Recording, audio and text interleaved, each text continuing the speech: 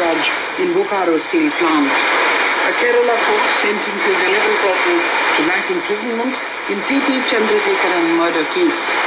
Social Justice and Empowerment Minister Kumari Selja resigns to work for the party. In Beirut, 13 soldiers killed in suicide bombing. And in cricket, India lose the fourth ODI against New Zealand and the series.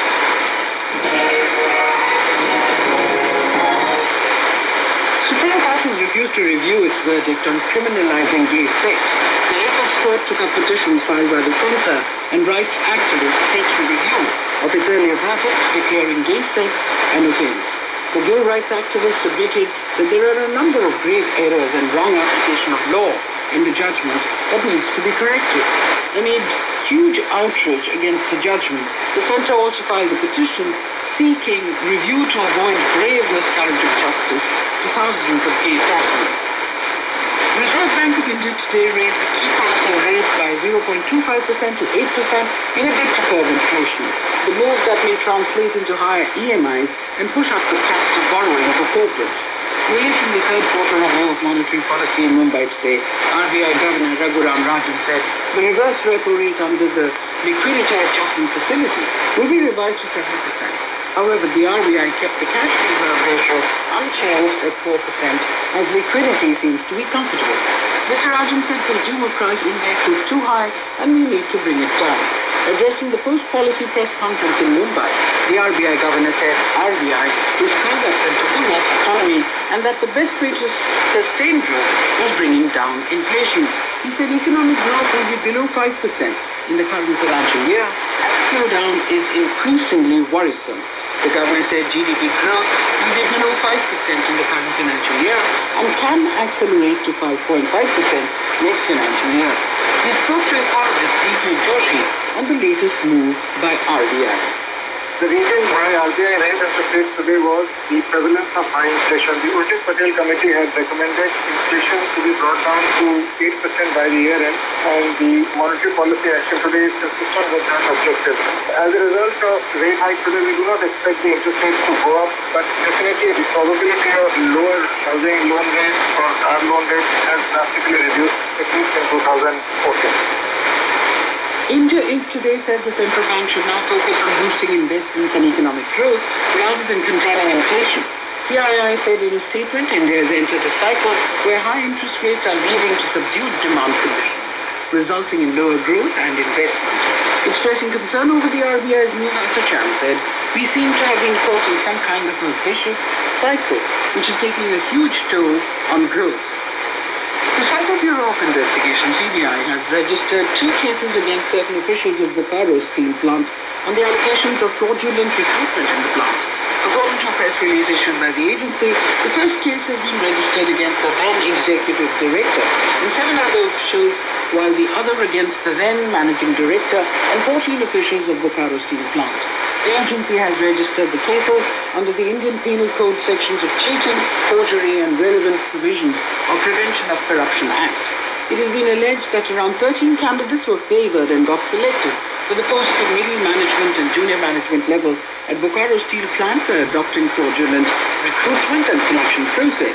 The CBI today conducted searches of the open and residential premises of the accused persons at around 36 places of 10 cities, including Bokaro, Ranchi, Patna, Ghaziabad, New Delhi, Bhopal, Mumbai, and Bhubaneswar.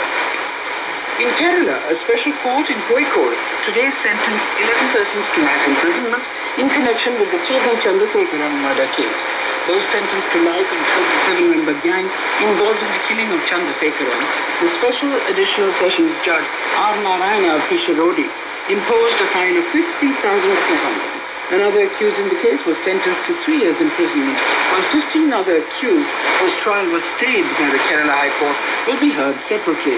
The court posted the proceedings to the 28th of next month. Congress spokesperson Abhishek Manu Singhvi says party Vice President Rahul Gandhi has advocated opening up of the political system to common people by focusing on women empowerment. The spokesman was referring to Rahul Gandhi's interview to a private news channel yesterday. Singhvi was addressing the media in New Delhi. He has brought out what is nothing short of a revolution, not only in the Congress, but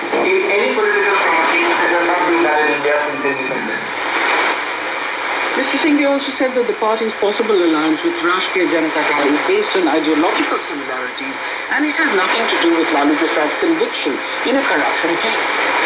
BJP has condemned Rahul Gandhi's allegations against its prime ministerial candidate Narendra Modi over the 2002 Gujarat clashes.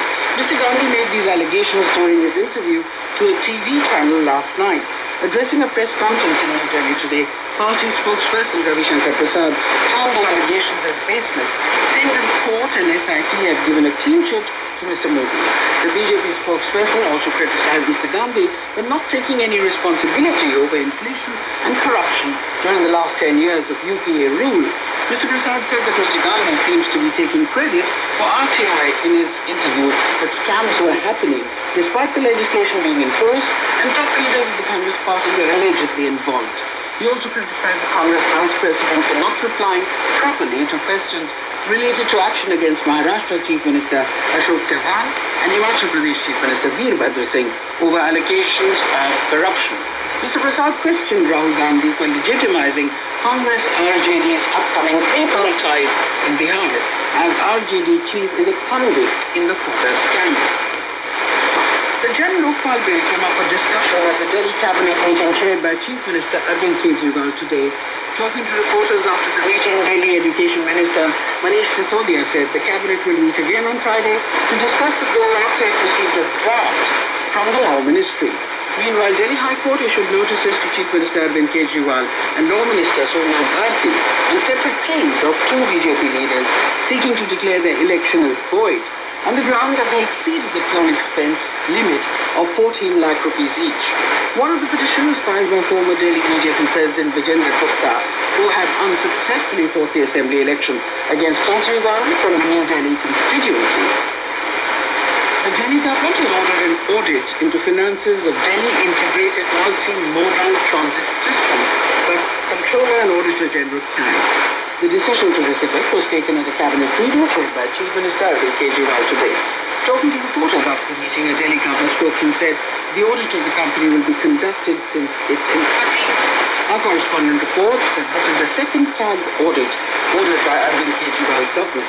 Earlier, Kejriwal had ordered tag audit of 3 private power distribution companies. In Assam, a night curfew from 6 p.m. to 6 a.m. has been imposed at Bekyaduli area as a precautionary measure by the administration tonight in Sonitpur district. IGP Law and Order, S.M. Singh, said that 2 persons, including an additional SP, Gulzaru said, were killed in an encounter with banned Outlet National Democratic Front of Bodoland, Sangiji faction at Bekyaduli this morning. More from our correspondent. Hundreds of people protested against the Bodo militants involved in the killing and condemned the incident at Bekyaduli. Senior police officials were camping in Sonitpur district to intensify operations against the militant outfit. Meanwhile, the body of the deceased was has been sent to his hometown, Deepuya in Lakhimpur district. Hundreds took a single rally in Lakhimpur district also. This police paid their last visit to the graves of them. On the other hand, 3 seriously injured policemen have been shifted to Guwahati Medical College and Hospital. In another incident, 1 person was injured in a grenade blast in Peshawar district. One Pradip Sarma, AR News, Guwahati. A Panaji court today extended Tarun Tejpal's judicial custody by another 14 days. The court extended his judicial remand till the 10th of February. Former editor-in-chief of Tehelka, Tarun Tejpal is facing charge of sexually assaulting a lady journalist of his organization. Sources say the investigation is in final stage and the charge sheet will most likely be filed in the first week of February. Tejpal was arrested on the 30th of November last year. This is All India Radio, giving you the news. In Beirut, a suicide bomber from an Al-Qaeda-linked rebel group killed 13 soldiers in an attack on the Syrian defense minister's hometown, an opposition monitoring group said today. The Syrian Observatory for Human Rights said the Saudi militant who had come to Syria to fight with the country's Al-Qaeda affiliate, the Nusra Front, blew himself up late on Monday at an army checkpoint in the village of Rajan.